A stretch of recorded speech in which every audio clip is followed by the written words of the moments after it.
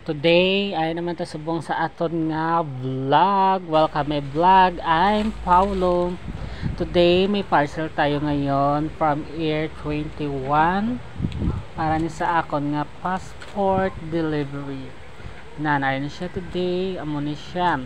Ang gin-deliver sa akin ngayon ng Air 21 kasi nag-inquire po ako sa DFA for passporting. Ang bilis sa more 7 days lang and nandito na siya. Yes, i-unbox na yan natin pagdating niya ng parcel natin ngayon.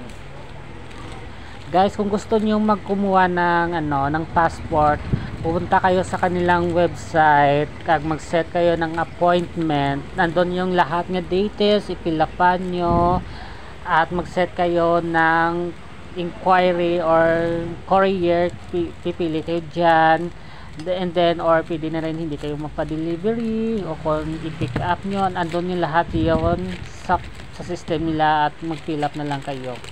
Ang payment pala ngayon ay pwede through Bayad Center, bank account, GCash or Maya, kung ano pa yan. You see, yes, this is Philippine passport. Ganyan guys, i-check nyo kung may blurred ba, may defective yung sa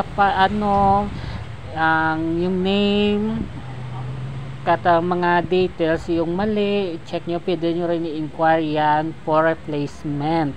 Andun lahat sa kanyang system, ilalagay ko nyo yan po sa system yung pag-inquire nyo ng passporting. Yes, kumuha ako kasi gusto ko mag-travel with a PAM. Charot.